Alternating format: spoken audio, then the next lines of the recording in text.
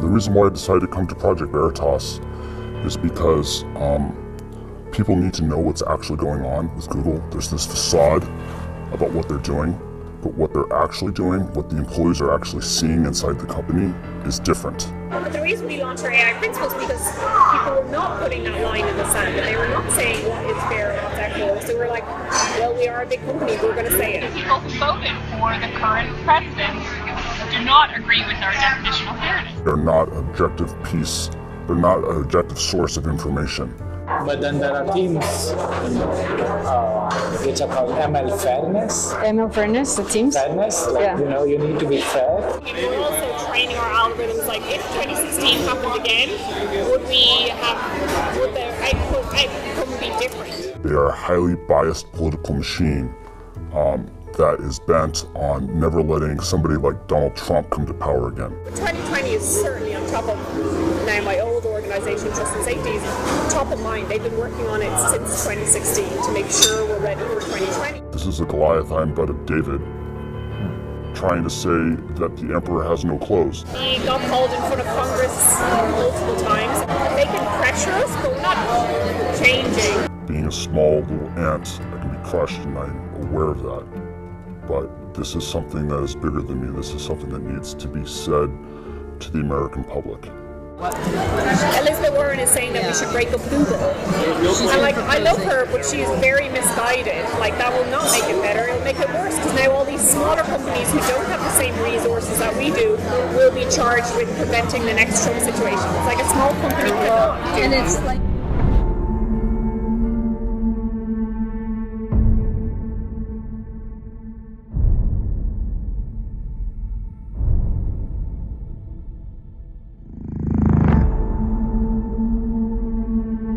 Earlier this year, a Facebook insider exposed deboosting of conservatives on Facebook. That insider inspired someone at Pinterest to come to Project Veritas with his story. Last week, we released a report from the Pinterest insider Eric Cochran detailing censorship of pro-life and Christian content. The tech companies can't fight us all. Today, we bring you a Google insider, a brave man who came forward and brought us a story that will scare you. I think sunlight is the best disinfectant, and people need to start asking questions. A couple weeks before the Google insider came forward, Project Veritas secretly recorded with Jen Janai, a Google executive. Janai talks about making sure when people search for things through machine learning algorithms, Google's political agenda is always present. We all got screwed over in 2016. Again, it wasn't just us, it was like people got screwed over, the news media got screwed over, like everybody got screwed over, so now we're rapidly being like, what happened there? How do we prevent it from happening again? Right after Donald Trump won the election in 2016, the company did a complete 180 in what they thought was important. Before, they thought self-expression and giving everyone a voice was important.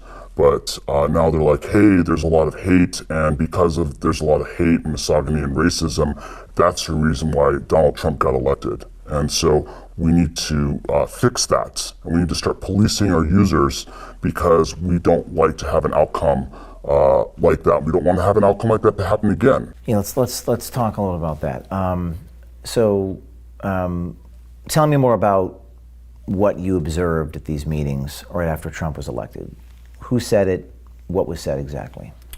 So the things that changed was that the TJFs, they started talking about the need to combat hate and racism online, and also at YouTube they had the same talks by the CEO Susan, and they talked about combating that and getting rid of unfairness. And so slowly they started introducing the concept of machine learning fairness. Jen Janai is the head of responsible innovation at Google Global Affairs. She determines policy and ethics for machine learning, or artificial intelligence. What we've learned is that AI is increasingly what Google Search is all about. But the reason we launched our AI principles is because people were not putting that line in the sand, and they were not saying what is fair and what's equitable. So we're like, well, we are a big company, we're going to say it. Where my definition of fairness and bias specifically talks about historically marginalized communities, and that's who I care about. Communities who are in power and have traditionally been in power are not who I'm solving fairness for. Our definition of fairness is one of those things that we thought would be like obvious and everybody would agree to, and it wasn't. Like there are the same people who voted for the current president do not agree with our definition of fairness. Fairness is a dog whistle. It does not mean what you think that it means, and you have to apply doublethink in order to understand what they're really saying. And what they're really saying about fairness is that they have to manipulate their search results so that it gives them their political agenda that they want. And so they have to rebias their algorithms so that they can get their agenda across. You know, to unpack everything that she's saying that she wants the algorithm to be fair to a hand-picked representative of that community means that what she's trying to do is she's trying to sell you a product that is not objectionable. What she's trying to do is she's trying to sell a product that's not objective, that doesn't represent the will of its users, but instead represents the will of a group of people making decisions behind the shadows. So what did you find inside Google that was related to this idea of fairness? What I found at Google related to fairness was a machine learning algorithm called ML Fairness, ML standing for machine learning. And fairness meaning whatever it is that they want to define as fair. You could actually think of fairness as unfair because it's taking as input the clicks that people are making and then figuring out which signals are being generated from those clicks and which signals it wants to amplify and then also dampen.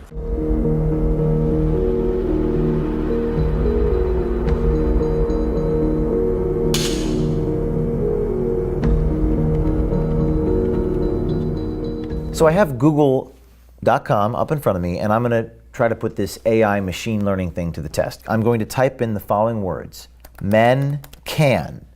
And I see men can have babies, men can get pregnant, men can have periods, men can cook. Do most people search for that stuff, or what is the company doing internally? You know, people aren't searching for this. This is literally coming from source of truth databases that they've selected represent the truth and that they are pulling this information from. And then we try it again with, let's try this with women can. I see women can vote, women can do it, women can do anything, women can be drafted. Yes. That seems a little interesting. So all these examples are part of the social justice narrative, right? And so the sources of truth that ML Fairness is selecting from to amplify are saying these keywords. And so because that source of truth has been vandalized, the output of the algorithm is also reflecting that vandalism. Project Veritas also received a trove of confidential documents from within Google. This document is about algorithmic unfairness. It reads, quote, "For example, imagine that a Google image query for CEOs shows predominantly men. Even if it were a factually accurate representation of the world, it would be algorithmic unfairness," unquote. Gaurav Gite, a Google software engineer, independently verified the thesis of this document. But then there are teams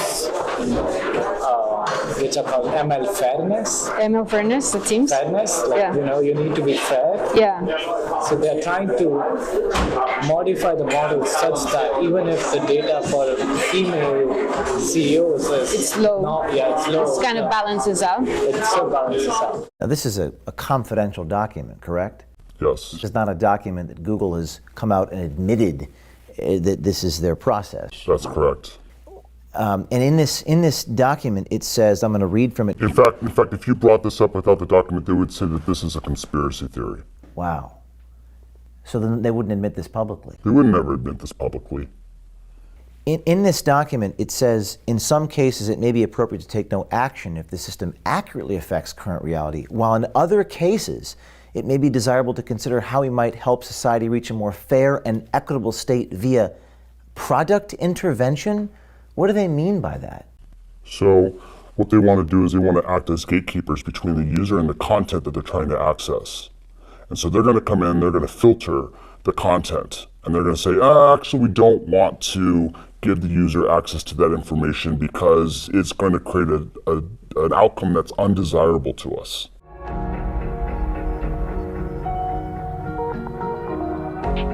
So this was an internal-only Google document which says the goal is to establish, quote, a single point of truth for definition of news across Google products, unquote. What does this mean? When they mean single point of truth, what they mean is alignment with the narrative. And so the narrative is manufactured by establishment players, and what they're looking to do is they're looking to boost authoritative content. Accusations on around the fairness is that we're unfair to conservatives because we are choosing what we define as credible news sources, and those news sources don't necessarily overlap with conservative sources, and so we're getting accusations of fair from one side. Does Google have an editorial agenda? Does the company make news decisions? Is that what I'm seeing in this document? Yes. This is describing what's happening with Google News.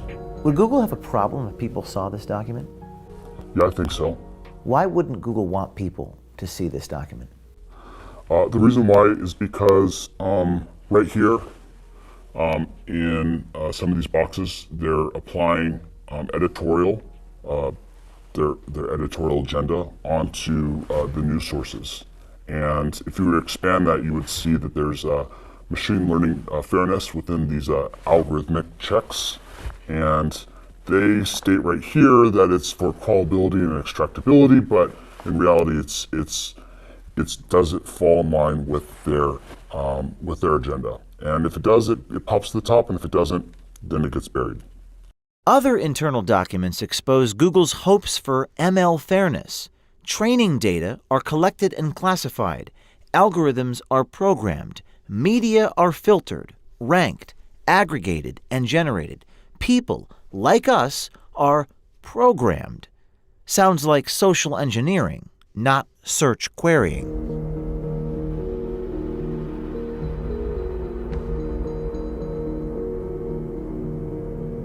Google's power has become a political issue, with politicians on both sides of the aisle debating whether antitrust legislation or other regulations and controls are in order. He got called in front of Congress multiple times, and we've not shown up because we were like, we just know they're going to just attack us. Like, we're not going to change our response, we're not going to change our mind. There's no point in just sitting there being attacked for something that we know we're not going to change. Like, they can pressure us, but we're not changing. But we also have to be aware of what they're doing and what they're accusing us of. Like I said, like, they could just, like Elizabeth Warren, even I love her, but she's also saying, like, you just have to break up Google and that will solve everything. You have to what? Elizabeth Warren is saying that we should break up Google. And, like, I love her, but she's very misguided. Like, that will not make it better, it'll make it worse, because now all these smaller companies who don't have the same resources that we do will be charged with preventing the next Trump situation. It's like a small company cannot do. And it's like The White House won't play a role in making things more fair, so people are holding us accountable to fill in the gap of what should be fair. Right now, there's a lot of chatter in Washington, D.C., antitrust discussions and legislation being mentioned about breaking up Google. How do your bosses or the people that you work with inside of Google feel about that? For the most part, they're ignoring it. To them, it's not even happening. They don't see it as a real threat because it's something that's already happened before and passed.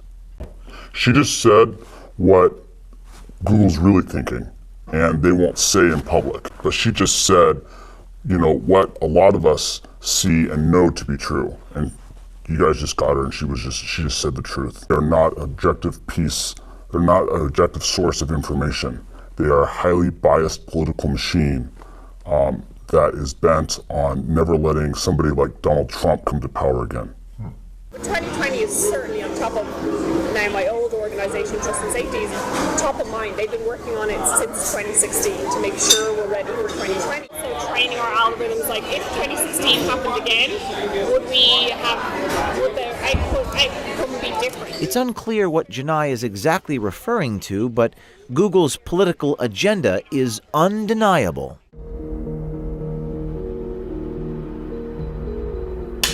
What are some other things I can type here? Hillary Clinton's emails are, it doesn't even give you a result. Google is suggesting that people do not search for this term. Is that correct? That's what they're saying. It's not even worth returning any results. But people do search for this. Absolutely, and you can tell that because you can cross-reference some of their other services that prove that people are. If you want to get an example, go to trends.google.com. Okay, I'll do that right now. Trends.google.com. And shall I? Hillary Clinton's emails, yes.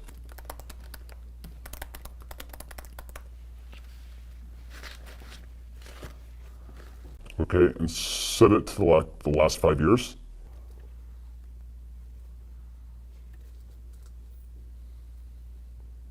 Seems like we had a spike in October of 2016. It says 100.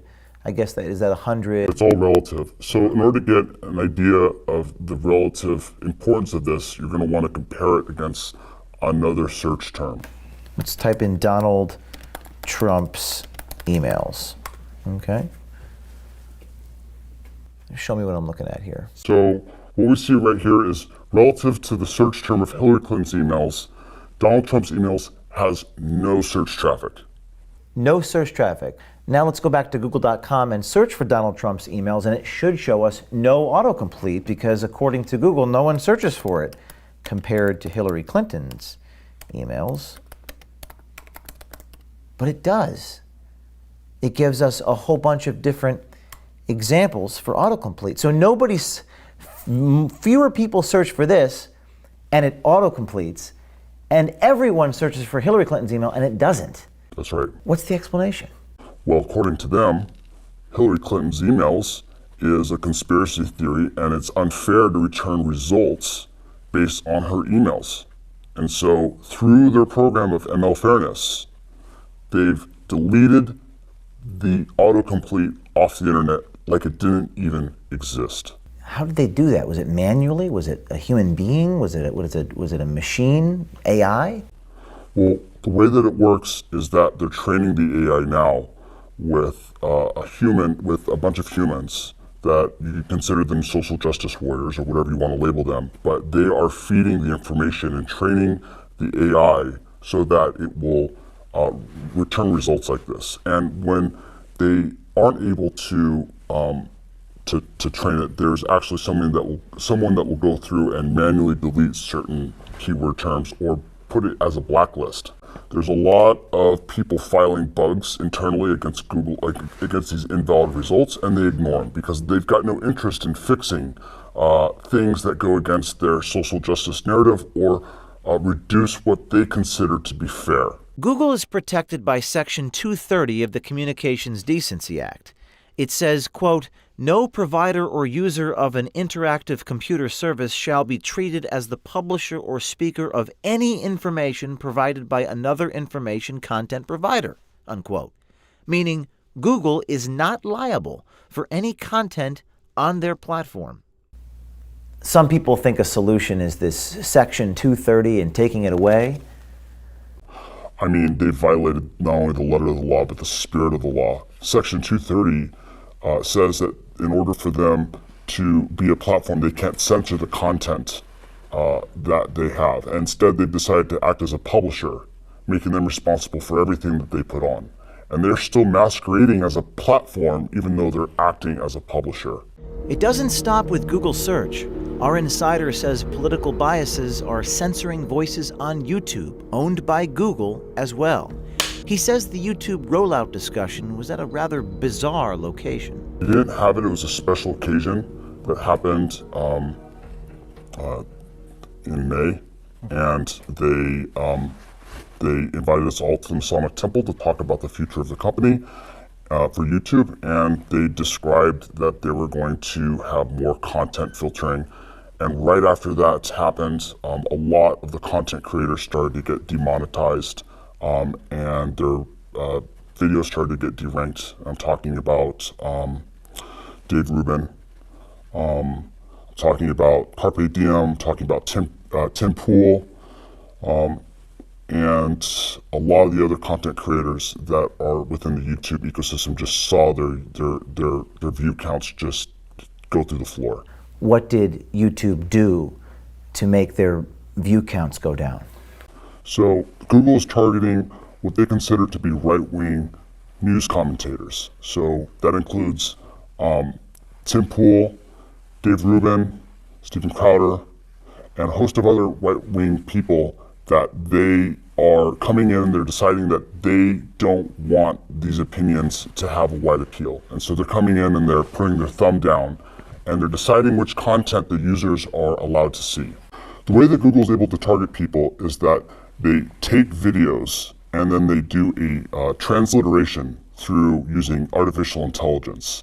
And they look at the translated text of what those people are saying, and then they assign certain categories to them, like right-winger or news talk, and then they're able to take those and apply their algorithmic rebiasing unfairness algorithms to them so that their content is suppressed across the platform.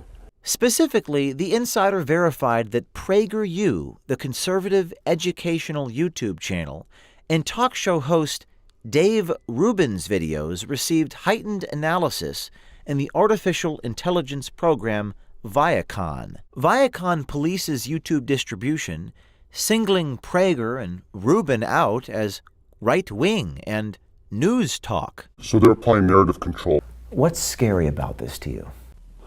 What's scary is that Google's deciding what's important and what's not important.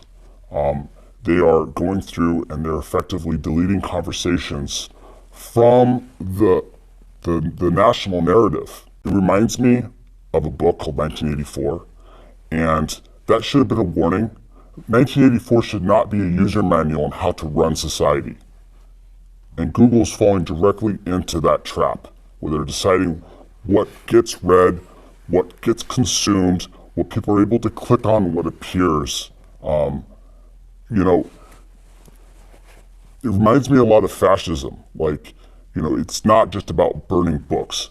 When videos get pulled off of a platform, that's also a form of censorship. I've been living this for, years. And so, it's like, yeah, that's what it is. And for other people, it's shocking. But for me, it's like, this is why I'm coming forward. Because it is shocking. And people have no idea that it's happening. And they still think that Google is an objective source of information, and it's not. Are you afraid? I am afraid. I was more afraid, but I had a lot of difficulty with the concept of, my life ending because of this. But I imagined what the other world would look like, and it's not a place that I'd want to live in. What do you think is going to happen next for you? Hopefully I get away with it and nothing bad happens, but bad things can happen. I mean, this is a behemoth, this is a Goliath, I'm but a David, trying to say that the emperor has no clothes. And being a small little ant, I can be crushed, and I'm aware of that. But this is something that is bigger than me. This is something that needs to be said to the American public. This year, insiders approached Project Veritas and told their stories, exposing the giants in Silicon Valley. Thanks to the bravery and courage these insiders are showing, big tech is being held accountable. This is a watershed moment. It's not the New York Times or CBS News doing the work. It's individual citizens, anonymous heroes who put their careers on the line and they've struck a nerve and found their voice at Project Veritas. People always ask me, what can I do? You can follow the lead of Eric Cochran and the Google Insider. You too can be brave, wear a camera, and contact us securely at projectveritas.com/brave.